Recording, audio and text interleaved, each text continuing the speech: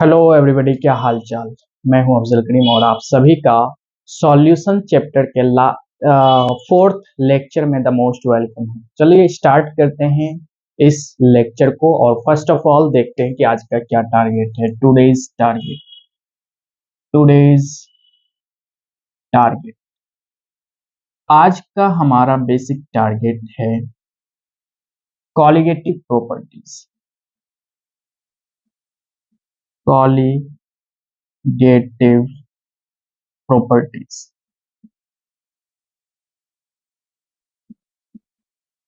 and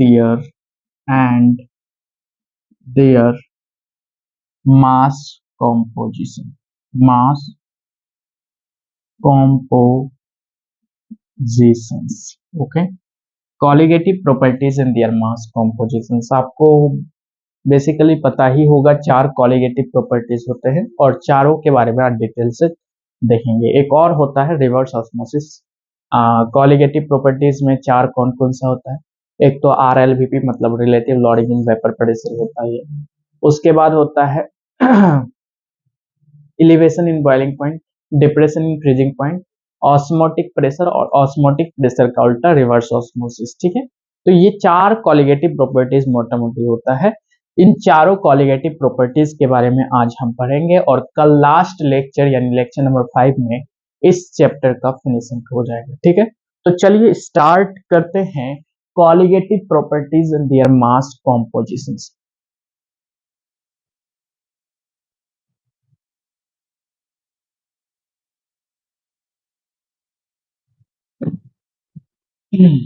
चलिए, colligative properties.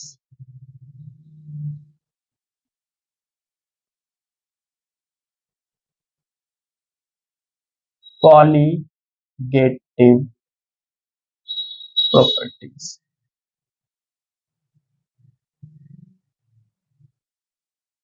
Colligative properties हमेशा उसका निकलता है जो सॉल्यूशन का फॉर्मेशन करता है, क्योंकि यहाँ पे दो टर्म है।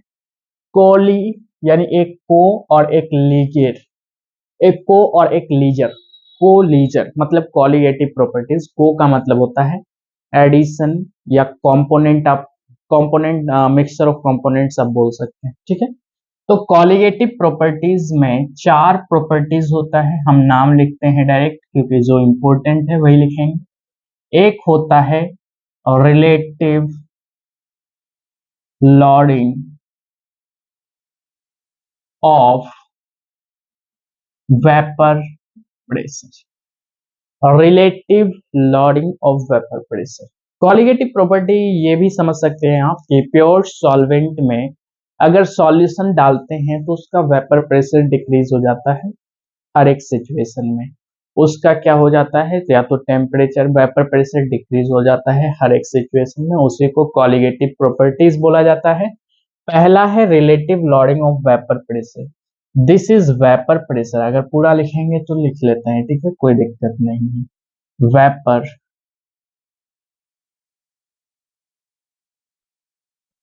वेपर प्रेशर किसका? ऑफ सॉल्वेंट,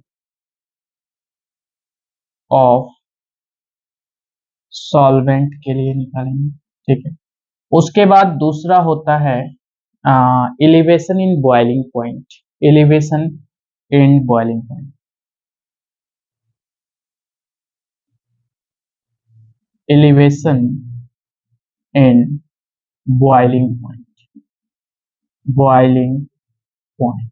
ओके, उसके बाद होता है थर्ड, ये भी किसके लिए?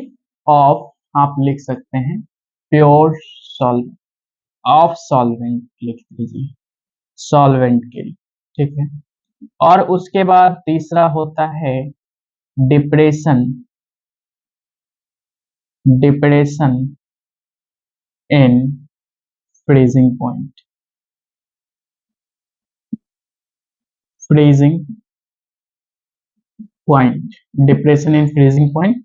ये भी ऑफ सॉल्वेंट के लिए, ऑफ सॉल्वेंट के लिए। और last, note the list that's name is osmotic pressure, osmotic pressure. Okay, क्या होता है जब हम टॉपिक पर आएंगे तो बात होगी। ऑस्मोटिक प्रेशर ऑफ सॉल्वेंट नहीं, osmotic pressure of solution, solution के ऑस्मोटिक प्रेशर्स के लिए।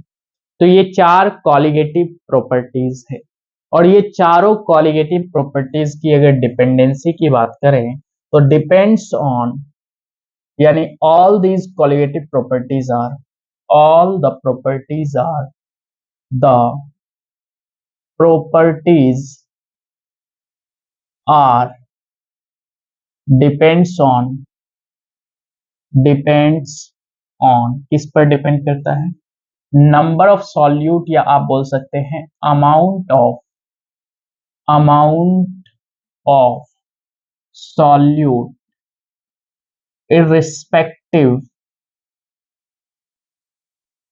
irrespective to the nature of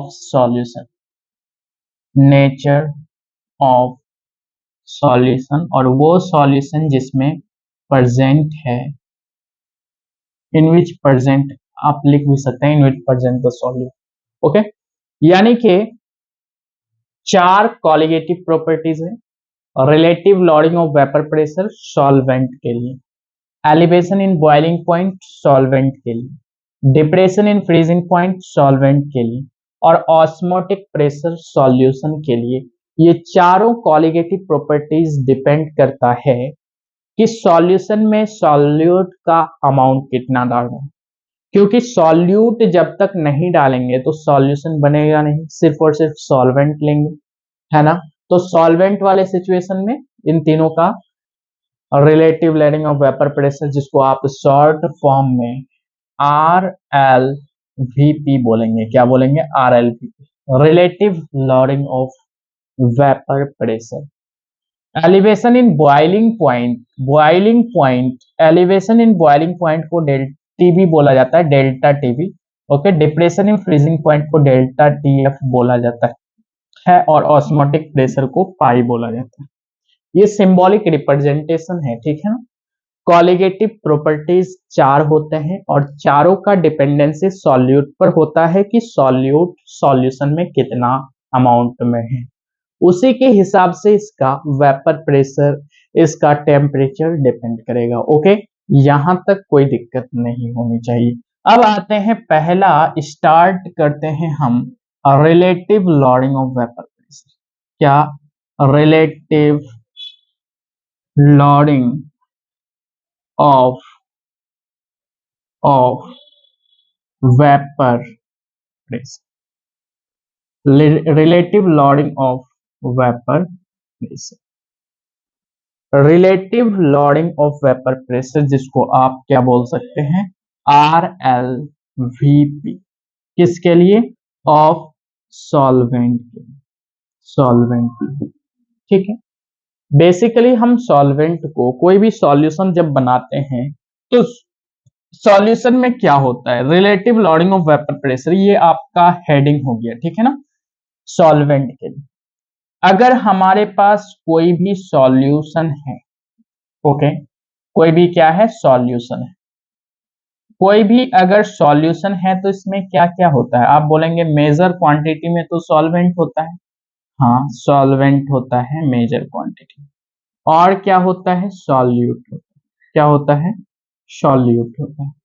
container बना करके भी इसको अंडरस्टैंड किया जाता है। नॉर्मली हम क्या करते हैं, सॉल्वेंट को 1 से डिनोट करते हैं और सॉल्यूट को 2 से डिनोट करते हैं। इज इट क्लियर और नॉट, यस, बिल्कुल क्रिस्टल क्लियर होना चाहिए। मतलब आप यहाँ पे एक कंटेनर भी बना करके इसको रिप्रेजेंट कर सकते हैं। अगर आपका अंडरस्टैंडिंग बेटर है, विदाउट एनी सिंबॉलिक रिप्रेजेंटेशन, आपका अंडरस्टैंड आगे का सोच लेते हैं, तो फिर आपको डायग्राम बनाने की कोई जरूरत नहीं है, ठीक है।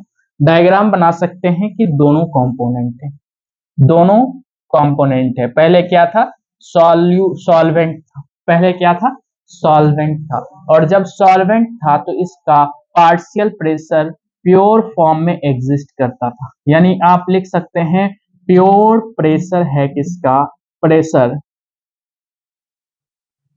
Of solvent, okay, pure pressure of solvent. लेकिन अगर आपका सॉल्यूट भी ऐड हो गया तो क्या प्योर प्रेशर ऑफ सॉल्वेंट अब आएगा या फिर पार्शियल प्रेशर सॉल्वेंट का आएगा? आप बोलेंगे पार्शियल प्रेशर सॉल्वेंट का आएगा सर। तो P1 क्या होगा? ये होगा partial pressure of solvent. Pressure of solvent किसमें? In solution, in solution. और अगर हम आपको क्वेश्चन पूछे, आप आई थिंक उधर नोट डाउन कर लिए हैं, अगर नोट डाउन नहीं किए हैं तो आप स्क्रीन को पॉज करके नोट डाउन कर सकते हैं। चलिए आगे बढ़ते हैं, आगे बढ़ते हैं, आगे बढ़ते हैं। तो अगर हम आपको बोलें कि partial pressure of solvent in solution, इसका मान क्या होगा? आप रॉल्स लॉ से बताएंगे कि partial pressure of solvent in solution is equal to pure pressure of solvent, है ना, into mole fraction of solvent. Mole fraction of solvent, this is nothing but mole fraction of solvent. क्या understand है कि काई one, this is not x1, काई one is equal to क्या होता है? Mole fraction of solvent. हम मान ली mole fraction of solvent, fraction of solvent, mole fraction of solvent. अब बताओ, अगर ये कंटेनर में प्योर फॉर्म में सॉल्वेंट सिर्फ रहता, कंटेनर में क्या रहता? प्योर फॉर्म में सॉल्वेंट रहता। अगर यहाँ पे सिर्फ क्या है?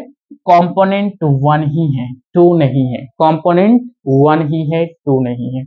और एक कंटेनर इधर बना लेते हैं जिसमें कंपोनेंट वन भी है और कंपोनेंट टू भी है। बताओ वो सॉल्यूशन जो इंडिपेंडेंटली, यानी कि ये इसका डिपेंडेंसी किसी दूसरे अदर पार्टिकल, अदर कंपोनेंट पर नहीं है। अगर कंपोनेंट पर डिपेंडेंट नहीं है तो इसका जो पार्शियल प्रेशर होता वही टोटल प्रेशर के बराबर होता, यानी कि P1 नोट जो है ज्यादा होता कि कम होता? आप बोलेंगे ज्यादा होता।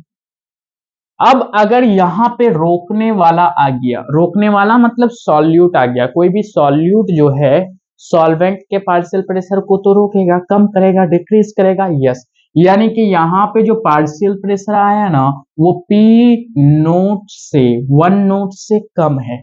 पार्शियल प्रेशर P1 नोट से कम है, यानी आपका कंडीशन क्या है कि P1 नोट ज्यादा है P1 से। समझ में आया?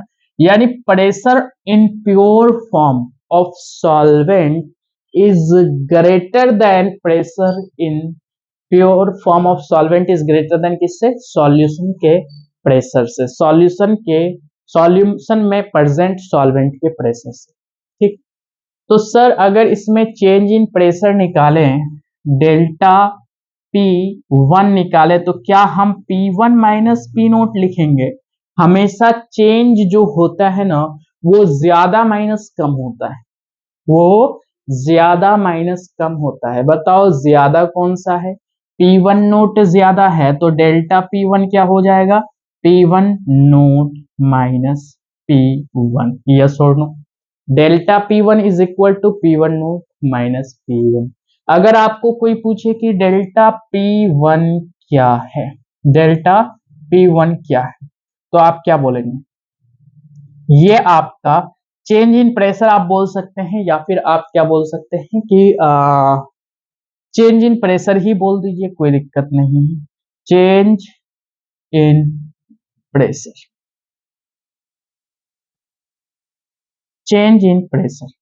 अब देखिए इसी चेंज इन प्रेशर यानी delta P1 is equal to P1 note minus P1 का वैल्यू क्या P1 नोट इंटू काई1 लिख सकते हैं?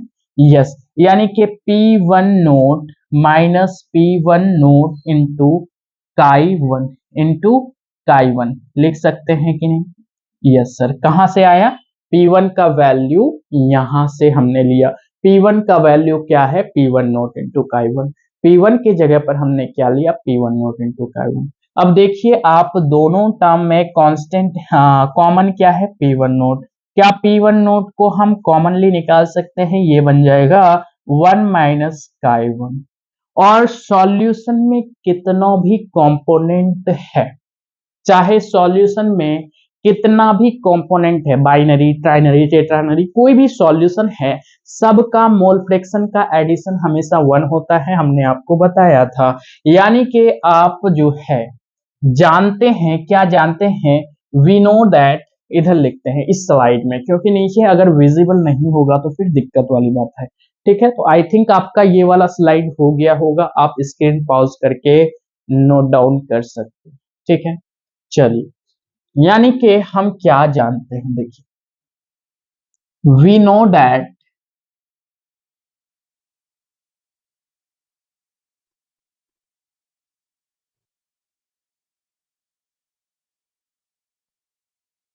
अभी जितना भी सारा चीज हम बता रहे हैं मैथमेटिकल फॉर्मेट में बता रहे हैं, लैंग्वेज में नहीं बता रहे हैं, बट लैंग्वेज में एनसीईआरटी लिखती है इसी चीज को। ठीक है, हम लोग क्या जानते हैं, वी नो दैट,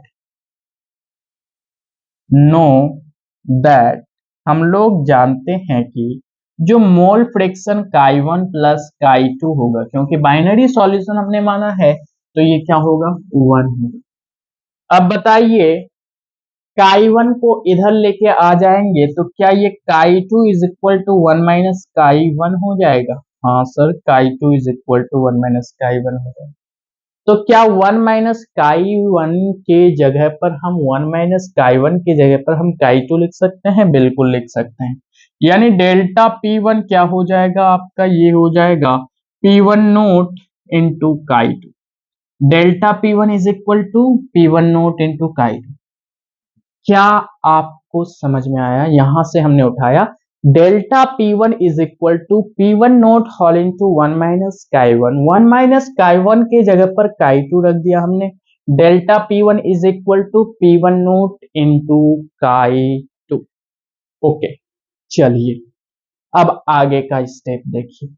अगर हम आपको बोले कि डेल्टा P1 नोट, P1 है, ठीक है, इसी को आगे एक्सप्लोर करते हैं, इसी को आगे एक्सप्लोर करते हैं, इसको सेंटर पर लिखते हैं। ठीक है, मतलब हमारा क्या निकला, delta P is equal to P1 note into chi 2। ठीक है, ओके सर। P1 को अगर इधर साइड चेंज करेंगे तो डिवीजन में आ जाएगा, यानी delta P1 divided by P1 naught is equal to क्या बच जाएगा, काई 2।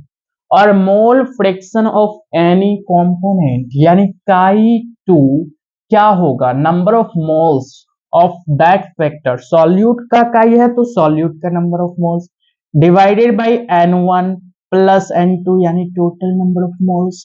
क्या आपने इतना सिचुएशन पढ़ा है? हाँ सर, यानी कि काई 2 के जगह पर हम इस फैक्टर को रख सकते हैं, काई 2 is nothing but N2 divided by N1 plus N2। समझ में आई बात?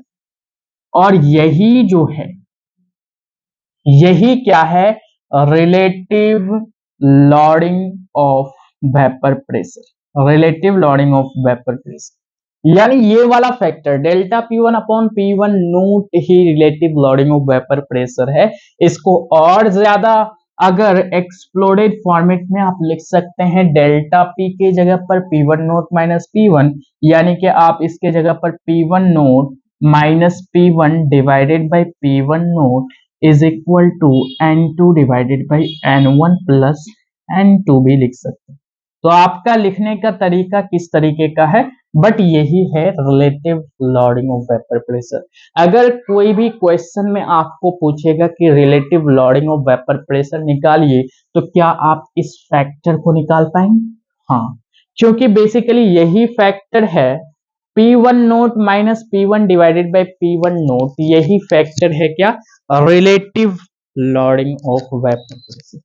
अब देखिए, अगर कंडीशन आपको दे दिया, यदि number of moles, okay, of solute, number of moles of solute बहुत कम है number of moles of solvent के कंपैरिजन में, number of moles of solute बहुत कम है, number of moles of solute बहुत कम है, number of moles of solvent के comparison में तो ये वाला फैक्टर नेग्लेक्ट हो जाएगा, ऊपर वाला नेग्लेक्ट नहीं होगा क्योंकि वो सिंगल फैक्टर है। उसके नीचे में डिवीजन पर प्लस वाला फैक्टर है तो प्लस में और माइनस में कोई इंपैक्ट नहीं करेगा, यानी आप इसको लिख सकते हैं P1 note minus P1 divided by P1 note is equal to N2 divided by N1 because N2 is to be neglected। N2 को हमने क्या कर दिया, नेग्लेक्ट कर दिया। तो ये वाला फैक्टर भी आप याद रख सकते हैं। स्पेशल केस के लिए ये है, ये क्या है, स्पेशल केस, ये क्या है, स्पेशल केस के लिए है, ठीक है। बाकी यहां से मोलरिटी हाँ, अगर आपको मोल्स ऑफ सॉल्यूट पूछ दिया तो number of moles is equal to given weight upon molecular weight से आप निकाल सकते हैं, ठीक है ना। चलिए अब सेकेंड कॉलिगेटिव प्रॉपर्टी पर चल सकते हैं, नोट डाउन कीजिए।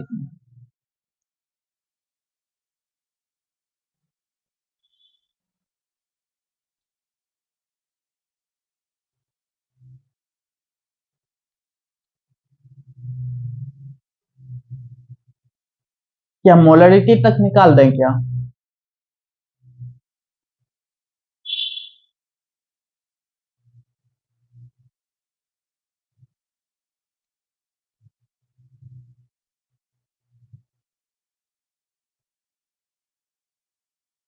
चलिए मोलरिटी तक इसको निकाल देते हैं, आई थिंक आपका हो गया।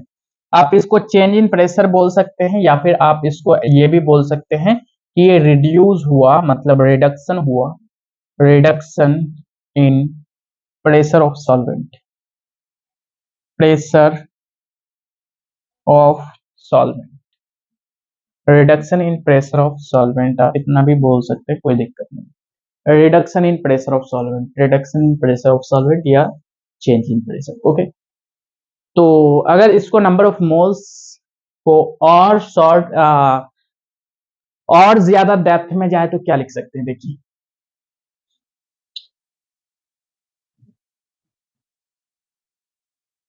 स्पेशल केस वाला डेप्थ में लेके जाते हैं, यानी हमारा है क्या, P1 note minus P1 divided by P1 naught is equal to N2 by N1, N2 by N1।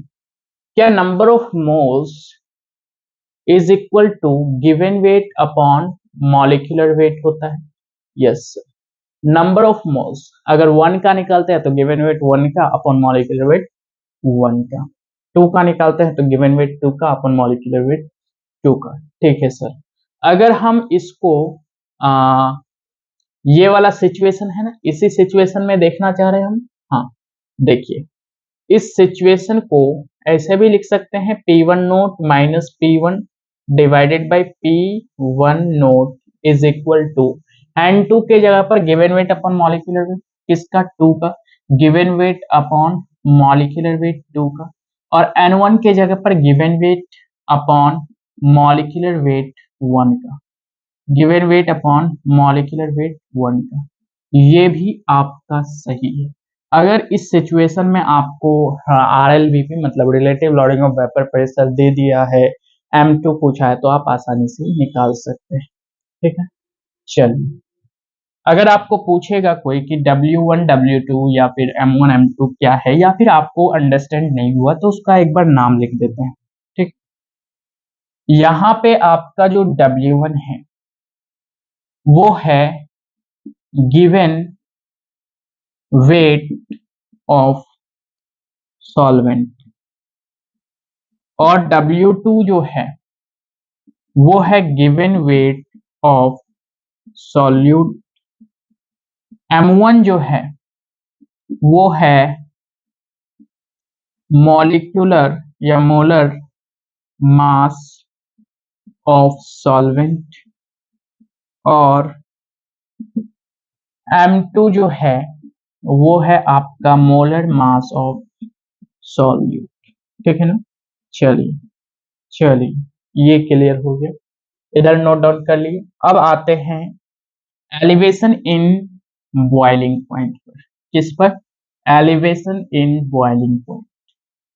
Elevation in boiling point क्या है? बहुत आसान चीजें हैं, मतलब सॉल्यूशन चैप्टर इतना आसान है कि आप आसानी से कुछ भी समझ सकते हैं। ठीक है, कॉलिगेटिव प्रॉपर्टीज ही बच्चों को लगता है कि हार्ड है, COLLI होगा कॉलिगेटिव प्रॉपर्टी।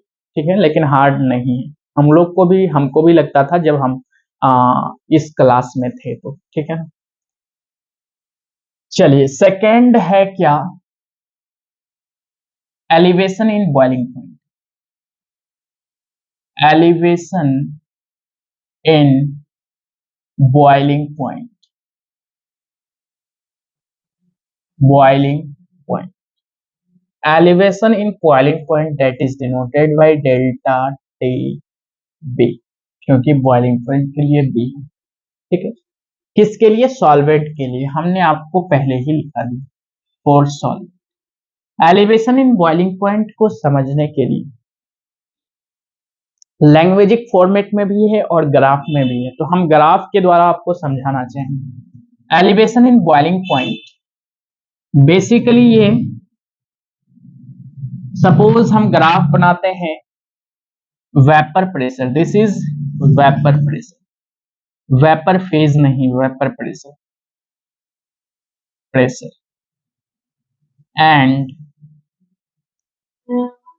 किसके बीच में? वेपर प्रेशर और टेम्परेचर के बीच में, वेपर प्रेशर और टेम्परेचर के बीच में। टेम्परेचर बेसिकली किस में होगा? केल्विन में होगा, क्योंकि एलिवेशन इन बॉइलिंग पॉइंट का सिंबॉलिक रिप्रेजेंटेशन ही है डेल्टा टीबी, मतलब ये टेम्परेचर कहीं ना कहीं इसमें इन्वॉल्व होगा। और डेल्टा टीबी कहने का मतलब आप तो यहाँ से समझ ही गए होंगे कि इसमें टेम्परेचर का डिफरेंस होगा, बिल्कुल टेम्परेचर का डिफरेंस होगा। एक सर्टेन कंडीशन पर अगर हमारे पास प्योर सॉल्वेंट है एक कंटेनर में, तो उसका टेम्परेचर बढ़ाने पर वेपर प्रेशर भी इंक्रीज होता है, टेम्परेचर बढ़ाने पर वेपर प्रेशर भी इंक्रीज होता है। किसका? सॉल्वेंट का। किसका? सॉल्वेंट का। और जब ये एक एटमॉस्फेयर पर चले जाता है, एक एटीएम, एक एटीएम जो एटमॉस्फेरिक प्रेशर है, एक एटीएम, उसके बाद ग्राफ दूसरा चीज होता है। ठीक है, ग्राफ का स्लोप डिक्लाइन कर जाता है। ये आपका अगर और ग्राफ स्पेशली बनाए तो ऐसे करके सॉल्वेंट का ग्राफ होता है। हम एक एटमॉस्फेरिक टेम्परेचर, ये वेपर प्रेशर है, दिस इज वेपर प्रेशर, यानी एक एटीएम, एक एटमॉस्फेयर प्रेशर के बराबर तक का ग्राफ सॉल्वेंट के लिए ये सिचुएशन में है। लेकिन अगर हम सॉल्वेंट में सॉल्यूटेट कर दिए, मींस सॉल्यूशन जब बन गया, तो इसमें वेपर प्रेशर डिक्रीज कर जाता है और टेम्परेचर ज्यादा लगता है एक एटीएम तक पहुंचने के लिए। टेम्परेचर ज्यादा लगता है एक एटीएम तक पहुंचने के लिए। किसके लिए भाई? सॉल्यूशन के लिए। किसके लिए? सॉल्यूशन के लिए। सॉल्यूशन के लिए ये चीजें हम बोल रहे हैं, ठीक है ना। यानी सॉल्वेंट आपका एज रिस्पेक्ट टू सॉल्यूशन कम टेम्परेचर पर एक एटमॉस्फेरिक प्रेशर में पहुंच गई, वहीं पे सॉल्यूशन ज्यादा टेम्परेचर पर एक एटमॉस्फेयर पर पहुंचा। यानी अगर हम बताएं कि प्योर फॉर्मेट में सॉल्वेंट जो है, सॉल्वेंट का टेम्परेचर ये है, तो इसी में सॉल्यूट मिलाने के बाद एक एटीएम पहुंचने पर हमको टेम्परेचर कितना इंक्रीज करना पड़ेगा? ये, इस टेम्परेचर को हम टीबी मान सकते हैं और इस टेम्परेचर को मान लेते हैं टीबी नोट। क्या मान लेते हैं? TB note. यानी ये आपका टेम्परेचर है टीबी नोट, मतलब सॉल्वेंट में जो टेम्परेचर हमने इंक्रीज किया है, क्या किया है? इंक्रीज किया।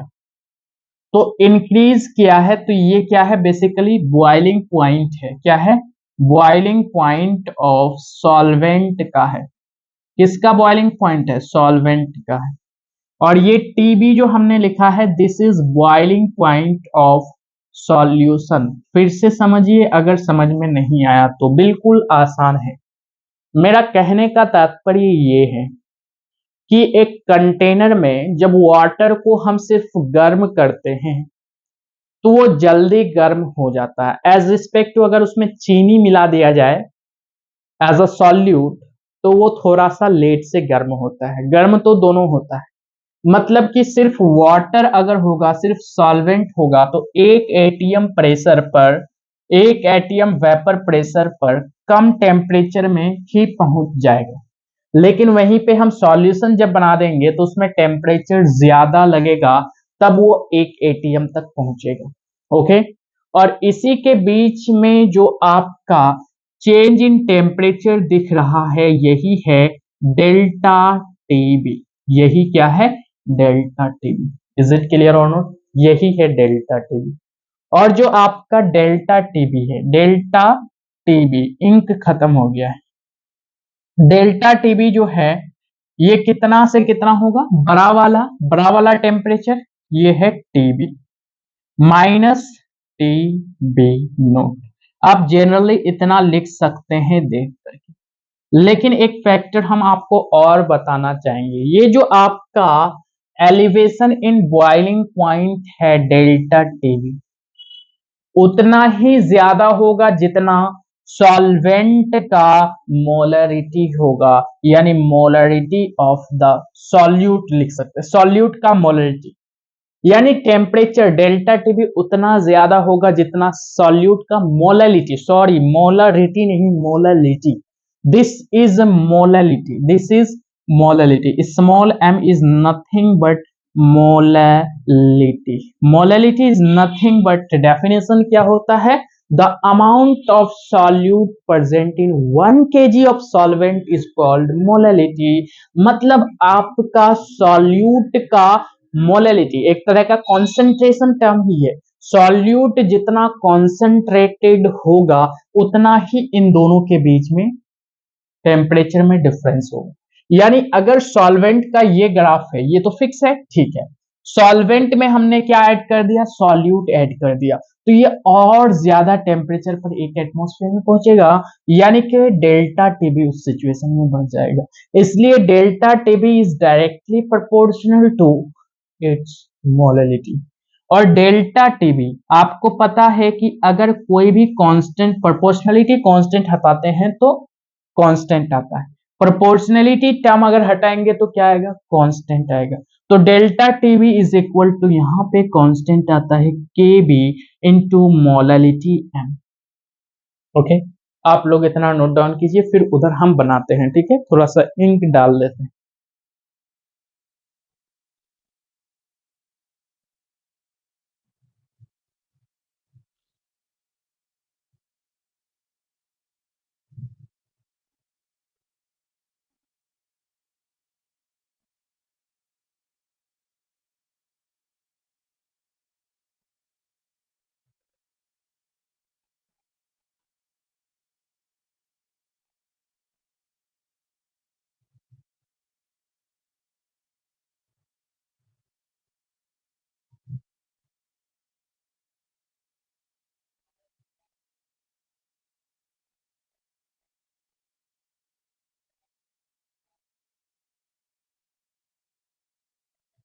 चलिए,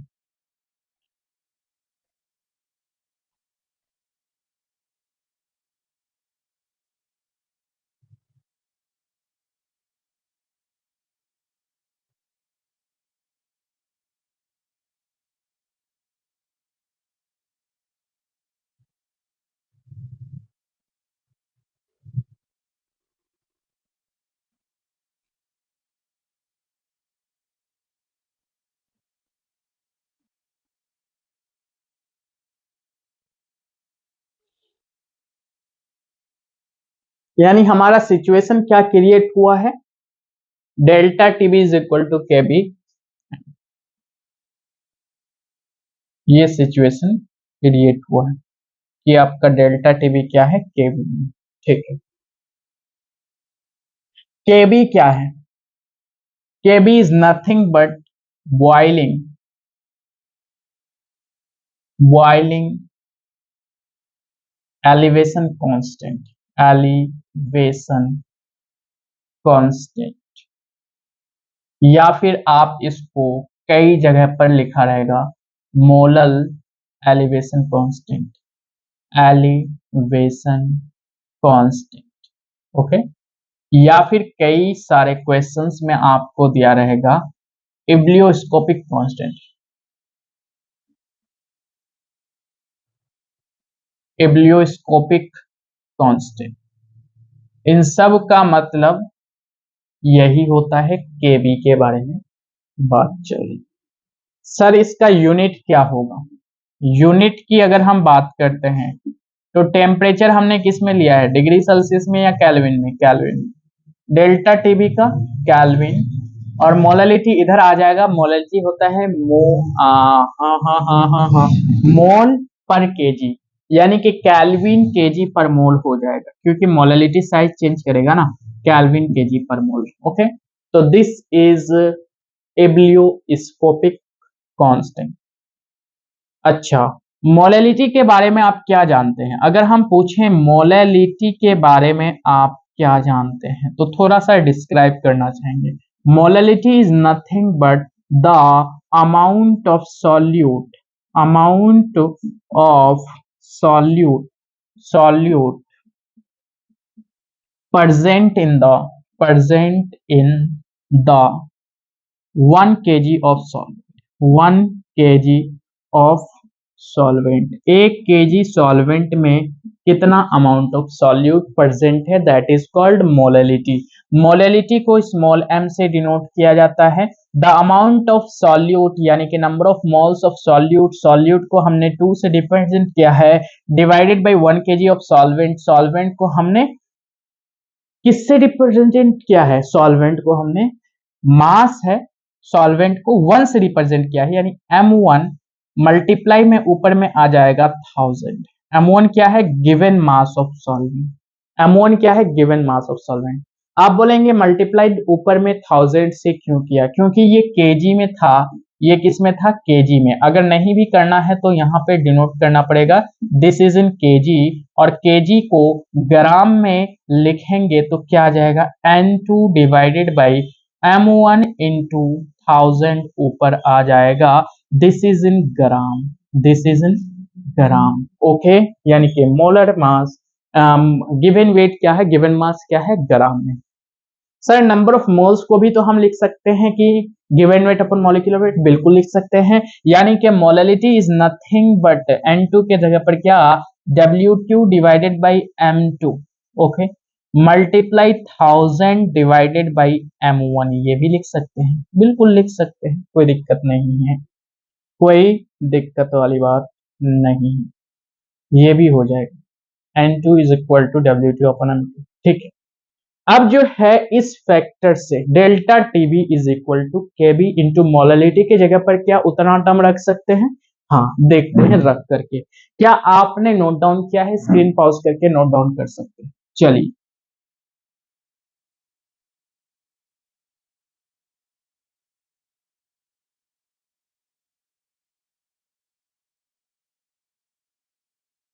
delta TB, delta TB is equal to KB into molality. Molality क्या है? W2 into 1000, okay, divided by M2 into M1।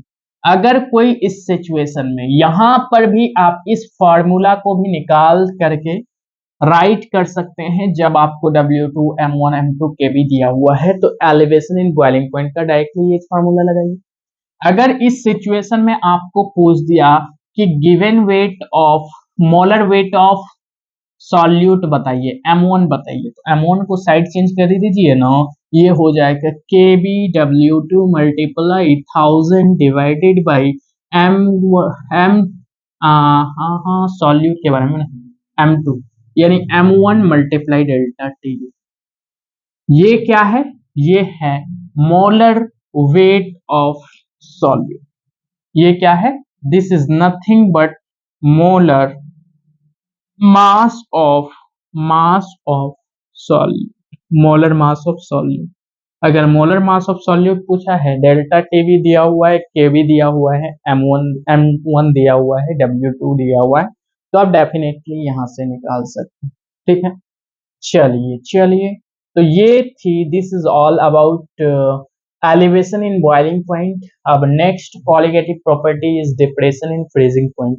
Depression in freezing point थोड़ा सा कॉन्सेप्चुअल है वो, ठीक है ना, कॉन्सेप्चुअल है, कोई प्रॉब्लम नहीं है, उसको कंसेप्ट के हिसाब से ही हम क्लियर करेंगे, ठीक है, तो आप नोट डाउन कीजिए।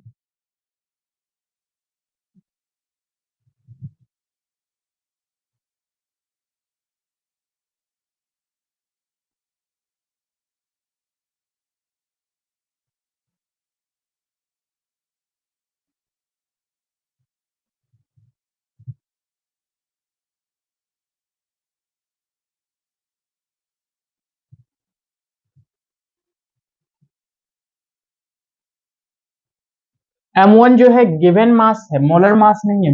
आप ऐसा नहीं समझिएगा कि ये molar mass of solvent solute है, सॉल्वेंट है, नहीं नहीं, गिवन मास W से ही रिप्रेजेंट कर दीजिए, आपका कंफ्यूजन दूर हो जाएगा। W, ठीक है, W, m1 नहीं, W1, W1 गिवन मास। यहाँ पे भी मोलर मास नहीं है, ये गिवन मास है, गिवन मास जो कि आपको क्वेश्चन में दिया हुआ, m1 नहीं, W, ठीक है।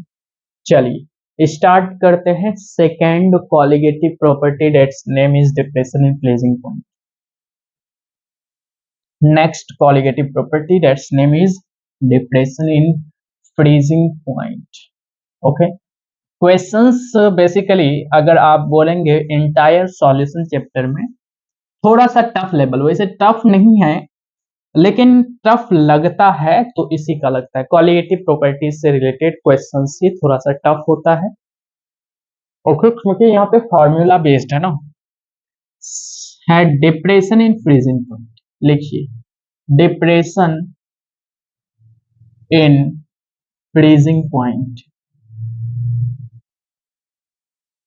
Freezing point. सबसे पहला बात यहाँ पे ये पॉइंट आपको नोट डाउन रखना पड़ेगा कि फ्रीजिंग पॉइंट है, फ्रीजिंग मतलब टेम्परेचर का घटना, फ्रीजिंग का मतलब टेम्परेचर का घटना, that's representation is delta T F.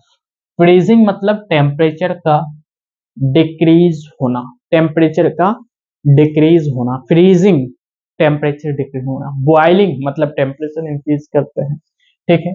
यहाँ पर भी अगर हम ग्राफ बनाते हैं किसके किसके बीच में, वेपर प्रेशर एंड टेम्परेचर के बीच में, और आपका जो टेम्परेचर है केल्विन पर है, ये है वेपर फेज नहीं, वेपर प्रेशर, वेपर प्रेशर। इन दोनों के बीच में ग्राफ अगर बनाएंगे, इन दोनों के बीच में ग्राफ अगर बनाएंगे तो देखिए ये आपका एक एटीएम है, एक एटीएम टेम्परेचर है, प्रेशर है, सॉरी सॉरी टेम्परेचर बार बार बोल रहा हूं, एक एटीएम क्या है, प्रेशर है, एटमॉस्फेरिक प्रेशर, यानी ये लाइन आपका एटमॉस्फेरिक प्रेशर एक एटीएम। अगर एक एटीएम से पार कर गया है कोई सॉल्वेंट, एक एटीएम से कोई सॉल्वेंट का वेपर प्रेशर पार कर गया है, यानी टेम्परेचर भी ज्यादा होगा, पार कर गया है मतलब आप यूं समझिए कि टेम्परेचर बढ़ाने से वेपर प्रेशर बढ़ता है, यस यस यस, टेम्परेचर बढ़ाने से वेपर प्रेशर बढ़ता है जब तक कि इसका इन्वायरमेंटल टेम्परेचर के बराबर नहीं है। अब इन्वायरमेंटल टेम्परेचर से भी ज्यादा टेम्परेचर सॉल्वेंट का बढ़ाना है तो इन्वायरमेंटल प्रेशर से भी ज्यादा प्रेशर, सॉरी प्रेशर, प्रेशर यानी इन्वायरमेंटल प्रेशर, बाहर का इन्वायरमेंट का प्रेशर से ज्यादा प्रेशर करना है सॉल्वेंट को तो टेम्परेचर और ज्यादा बढ़ना पड़ेगा, लेकिन इसमें टेम्परेचर ज्यादा बढ़ेगा और प्रेशर कम बढ़ेगा, टेम्परेचर ज्यादा बढ़ेगा और प्रेशर कम बढ़ेगा, लेकिन बढ़ेगा दोनों, ठीक है। और इसी सिचुएशन में अगर इसमें सॉल्यूट ऐड कर दिए, this is the graph of solvent, okay, solute add कर दिए, क्या कर दिए, सॉल्यूट ऐड कर दिए, तो सॉल्यूट ऐड कर दिए तो ये कांस्टेंट टर्म्स में आपका प्रेशर बढ़ेगा, ठीक है, सॉल्यूट ऐड कर दिए तो ये हो गया सॉल्यूशन। तो सर हमारा टॉपिक तो है depression in freezing point, freezing मतलब टेम्परेचर घटाना। हाँ, इसको रिवर्स कर दो ना, मतलब सॉल्यूशन का अगर प्रेशर कम करना है तो सॉल्यूशन का प्रेशर कम किया जाना है, तो जिस लाइन से गया था उसी लाइन पर रिटर्न आएगा। सॉल्वेंट का प्रेशर कम करना है, टेम्परेचर कम करना है, तो जिस लाइन से गया था उसी लाइन पर रिटर्न आएगा। अब देखिए ये आपका सॉल्यूशन जो है, सॉल्यूशन कम ही टेम्परेचर को लूज करके एटमॉस्फेरिक प्रेशर के बराबर हो जाएगा। सॉल्यूशन कम टेम्परेचर को लूज करके एटमॉस्फेरिक प्रेशर के बराबर हो जाएगा। That is temperature of freezing point. यानी कि ये टेम्परेचर किसका है, यानी कि आपका बोल सकते हैं this is freezing point of किसका, सॉल्यूशन का। ओके, लेकिन वहीं पे सॉल्वेंट एनवायरमेंटल प्रेशर में, मतलब एक एटमॉस्फेयर पहुंचने के लिए ज्यादा टेम्परेचर लूज करना पड़ेगा। और कितना टेम्परेचर लूज करना पड़ेगा देख रहे हैं, this is nothing but T F nought. T F nought ये क्या है, freezing point of solvent. This is nothing but क्या, freezing point of solvent, freezing point of solvent. क्या क्लियर है?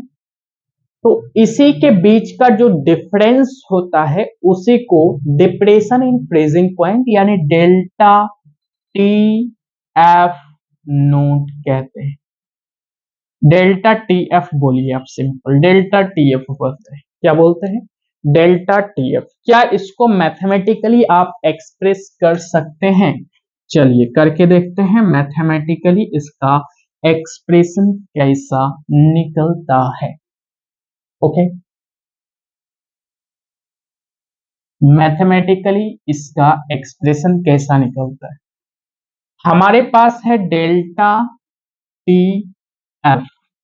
Delta T F is nothing but T F ज्यादा वाला freezing point minus T F note. आपको ये दिख रहा है डेल्टा टी।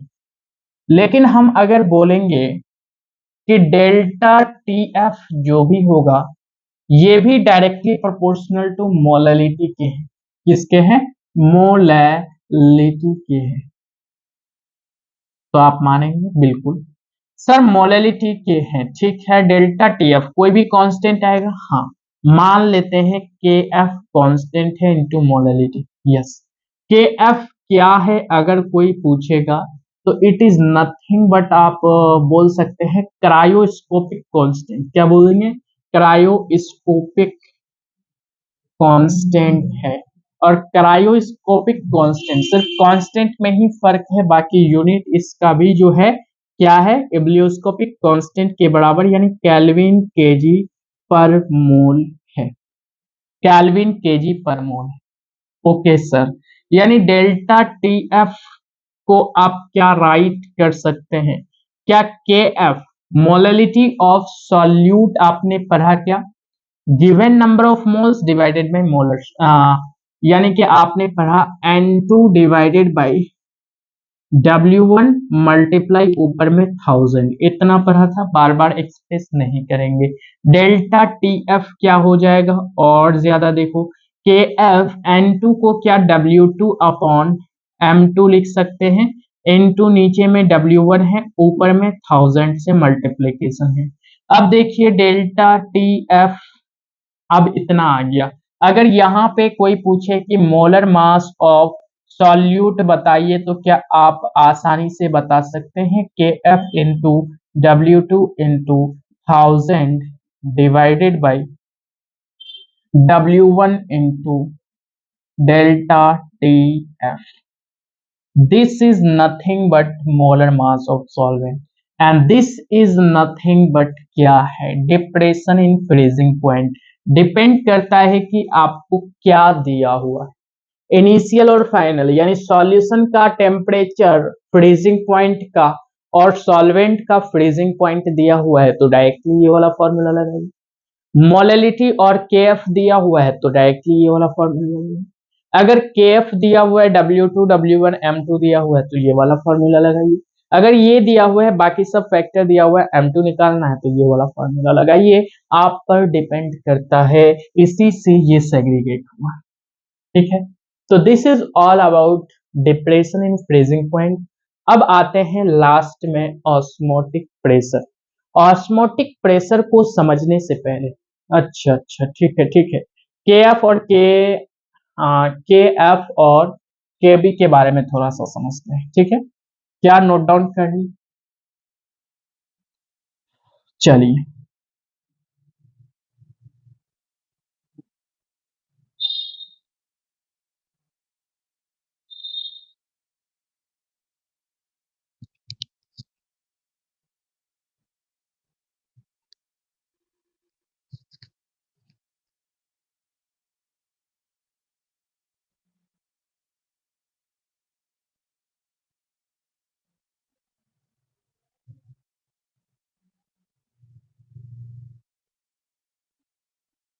कोई पूछेगा के एफ निकालने के लिए आर इंटू M1 इंटू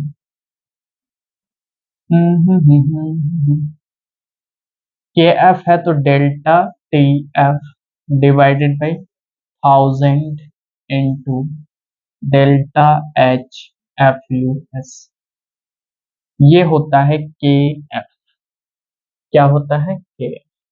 और आपको के बी पूछे तो आप यहाँ पे R multiply M1 multiply delta T B कर दीजिए divided by 1000 into delta H, कौन सा? वेपोराइजेशन। ये क्लास 11th में दिया हुआ है दोनों फॉर्मूला। फॉर्मूला का एक्सप्लेनेशन भी दिया हुआ है, लेकिन क्लास 11th अभी नहीं पढ़ रहे हैं, क्लास 12th पढ़ रहे हैं, तो डायरेक्टली हमने आपको फॉर्मूला लगा दिया। अब आप अगर बोलेंगे कि इसमें आर क्या है, तो R is nothing but universal gas constant. हालांकि इतना जरूरत नहीं पड़ता है, बट आप लिख लीजिए यूनिवर्सल गैस कांस्टेंट। M1 क्या है? तो M1 is nothing but molar mass of solvent, molar mass of solvent. उसके बाद अगर आपको पूछेगा डेल्टा टी एफ क्या है, तो डेल्टा टी एफ तो आप जानते ही हैं कि ये आपका क्या है, डेल्टा टीबी भी जानते हैं, उसको लिखने का कोई सेंस नहीं। Sir delta H F U S क्या लिखिए? ये लिखे हैं इंथैल्पी ऑफ फ्यूजन। क्या लिखे हैं? Enthalpy of fusion. ओके, और ये delta H V A P क्या लिखे हैं?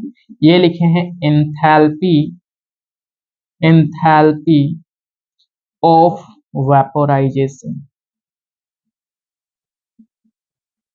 Vaporisation, enthalpy of vaporization. Okay, clear है?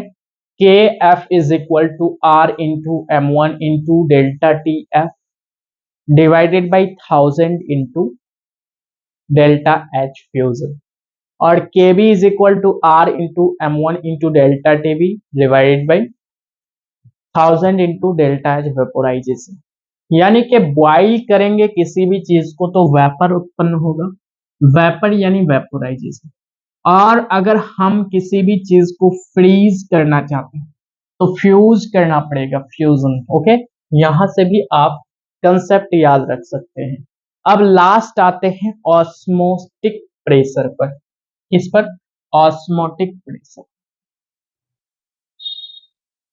ऑस्मोटिक प्रेशर,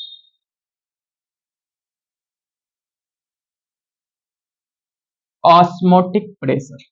ऑस्मोटिक प्रेशर से पहले आपको एक टर्म समझना पड़ेगा, that's name is osmosis.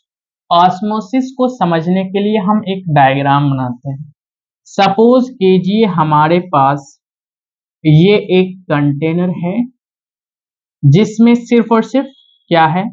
Solvent है, जिसमें सिर्फ और सिर्फ सॉल्वेंट है, जिसमें सिर्फ और सिर्फ सॉल्वेंट है। और इसी कंटेनर पर हमने ऐसा एक स्ट्रक्चर डाल दिया। कैसा स्ट्रक्चर? ऐसा स्ट्रक्चर। और इस स्ट्रक्चर के अंदर में सॉल्यूशन है। क्या है? सॉल्यूशन। ओके, सॉल्यूशन है। और यहाँ पे ये वाला नीचे वाला जो आपको दिख रहा है, ये एक मेम्ब्रेन है जिसका नाम है semi permeable membrane. Semi permeable membrane. Sir semi permeable membrane क्या होता है? सेमी परमिएबल मेम्ब्रेन ऐसा मेम्ब्रेन इन विच, या फिर आप लिख सकते हैं थ्रू विच, जिसमें से small molecules can pass. Molecules can pass. जैसे सॉल्वेंट पास कराना है, एग्जाम्पल के लिए आप लिख सकते हैं कि water. Okay, semi permeable membrane ऐसा मेम्ब्रेन जिसमें से छोटे छोटे मॉलिक्यूल्स पास हो जाते हैं। छोटे छोटे मॉलिक्यूल्स कैन पास, एग्जाम्पल के लिए वाटर। तो सर इसको किसको रिस्ट्रिक्ट करते हैं? लार्ज मॉलिक्यूल्स को रिस्ट्रिक्ट करता है। मतलब आप लिख सकते हैं कि हिंडर्ड, किस मॉलिक्यूल्स में हिंड्रेंस पैदा करता है? Hindered large molecules. Large molecules, large molecules को पास नहीं होने देता है। कौन? Semi permeable membrane. ओके, तो ये क्या करता है? सॉल्वेंट को अपने अंदर सक करता है, क्योंकि जिधर प्रेशर कम होगा उधर सक होगा, और यहां से कुछ सॉल्यूशन का लिक्विड ऊपर हाइट तक चले जाएंगे, और जितना प्रेशर जनरेट होगा रॉ जी एच के बराबर होगा। H is nothing but this height. ये दिया हुआ है। हालांकि इसके बारे में बात नहीं करेंगे क्योंकि ये वाला फैक्टर जो है आपका फिजिक्स में आता है। हम बात करेंगे ऑस्मोटिक प्रेशर पर। तो ऑस्मोसिस का आप डेफिनेशन लिख सकते हैं, the solvent molecule, the solvent molecule can pass through pass through through the, किससे? Semi permeable membrane. क्या हम इसको ऐसे में लिख देंगे तो आप समझ जाएंगे? सेमी परमिएबल मेम्ब्रेन, एसपीएम लिख देते हैं, सबसे अच्छी बात। Semi permeable membrane, through the semi permeable membrane the solvent molecule can pass through the semi permeable membrane from high concentration to low concentration. From, कहां से कहां? Low to high, low to high concentration, high concentration, ताकि उसका भी concentration कम हो।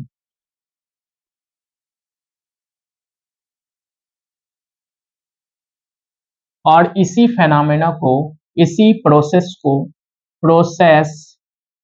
Is known as osmosis. इसी process को osmosis कहते हैं। यानी सॉल्वेंट का मॉलिक्यूल लो कॉन्सेंट्रेशन से हाई कॉन्सेंट्रेशन में सेमी परमिएबल मेम्ब्रेन की सहायता से जब पहुंचता है, क्योंकि इसके अंदर में कॉन्सेंट्रेशन ज्यादा है सॉल्यूशन का, क्योंकि यहाँ पे तो सॉल्वेंट है ही, इसके अलावे सॉल्यूट भी है, लेकिन बाहर में सिर्फ और सिर्फ सॉल्वेंट है। तो सॉल्वेंट अंदर जाना स्टार्ट करेगा ताकि उसका कॉन्सेंट्रेशन इसके बराबर आ सके। हाँ, और इसका कॉन्सेंट्रेशन बराबर आने के लिए चक्कर में ये क्या करता है? लिक्विड एच हाइट पर ऊपर उठ जाता है, और उस लिक्विड के कारण जो प्रेशर जनरेट होता है रॉ जी एच होता है। ये फिजिक्स का पॉइंट है, ठीक है। हम यहाँ पे बात करेंगे ऑस्मोटिक प्रेशर पर। किस पर? ऑस्मोटिक प्रेशर पर। देखिए ऑस्मोटिक प्रेशर जो कि आपका लास्ट टॉपिक है आज के लेक्चर का। कल रिवर्स ऑस्मोसिस पढ़ के आगे का चैप्टर आज कल फिनिश कर देंगे, ठीक है। हम यहाँ पे बात करना चाहेंगे किस पर? Osmotic pressure.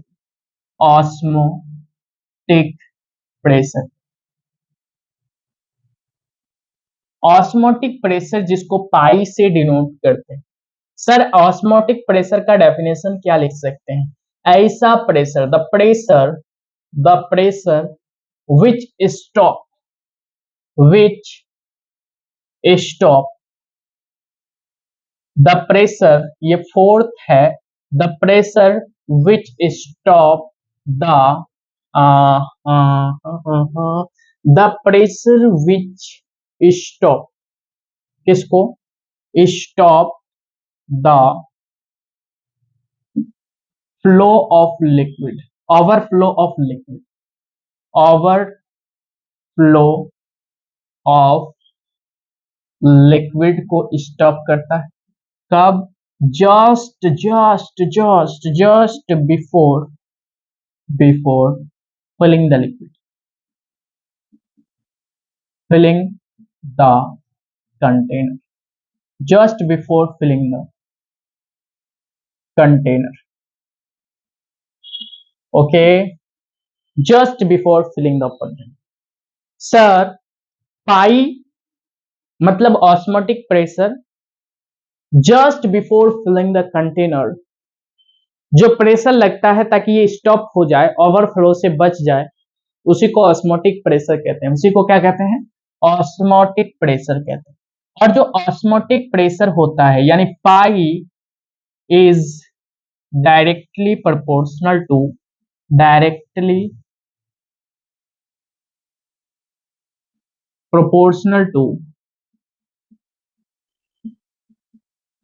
प्रोपोर्शनल टू किसके होते हैं, कॉन्सेंट्रेशन के, कॉन्सेंट्रेशन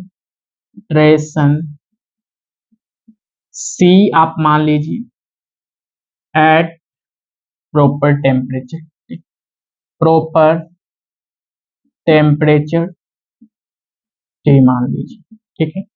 यानी कहने का मतलब ये है कि pi is equal to mathematical expression CRT होता है, pi is equal to CRT, pi is equal to CRT, जहां पे C क्या है, कोई भी कॉन्सेंट्रेशन टर्म है ऑफ किसके लिए, सॉल्यूट के लिए। नॉर्मली कॉन्सेंट्रेशन टर्म्स जब भी आप अगर मोलरिटी के बारे में बात करते हैं, कॉन्सेंट्रेशन टर्म्स कुछ भी हो सकता है, मोलरिटी हो सकता है, मोलरिटी हो सकता है, बट जनरलाइज फॉर्मेट में ये तो आपका हो गया ऑस्मोटिक प्रेशर। जनरलाइज फॉर्मेट में C को मोलरिटी ही माना जाता है। मोलरिटी होता है number of moles of solute upon volume of solution, okay, यही होता है ना, यस। क्या N2 अपॉन V लिख सकते हैं, pi is equal to C के जगह पर क्या लिख सकते हैं, N2 upon V RT, V को इस साइड करेंगे, क्या pi V is equal to N2 को W2 अपॉन M2 लिख सकते हैं इंटू RT, हाँ सर लिख सकते हैं। इस सिचुएशन से अगर हमको M2 निकालना है तो क्या इस M2 को इधर लेके जाएंगे और W2 RT divided by pi V आ जाएगा, हाँ। ये वाला फैक्टर जो होता है किसके लिए होता है, आप निकालिए इससे मोलर मास ऑफ सॉल्यूट। अगर मोलर मास ऑफ सॉल्यूट निकालना है, पाई दिया हुआ है, गिवन वेट ऑफ सॉल्यूट दिया हुआ है, R यूनिवर्सल गैस कांस्टेंट है जिसका मान तो आपको याद रखना चाहिए, और T क्या है, टेम्परेचर कांस्टेंट, टेम्परेचर प्रेशर, हाँ प्रॉपर टेम्परेचर, ठीक है, और V क्या है, वॉल्यूम। तो आप डायरेक्टली आप मोलर मास ऑफ सॉल्यूट निकाल सकते हैं, ठीक है। तो यहां पर हो गया हमारा कॉलिगेटिव प्रॉपर्टीज चारों फिनिश ऑस्मोटिक प्रेशर से रिलेटेड। अब जो है रिवर्स ऑस्मोसिस लास्ट बचता है, वो एक्सेप्शनल केसेस है रिवर्स ऑस्मोसिस, क्योंकि ऑस्मोसिस का अपोजिट है आइसोटोनिक, क्या होता है वो भी समझेंगे नेक्स्ट लेक्चर में, और नेक्स्ट लेक्चर में इस चैप्टर को फिनिश कर देंगे, ठीक है। तो फिर मिलते हैं नेक्स्ट वीडियो लेक्चर में, तब तक के लिए ओके बाय।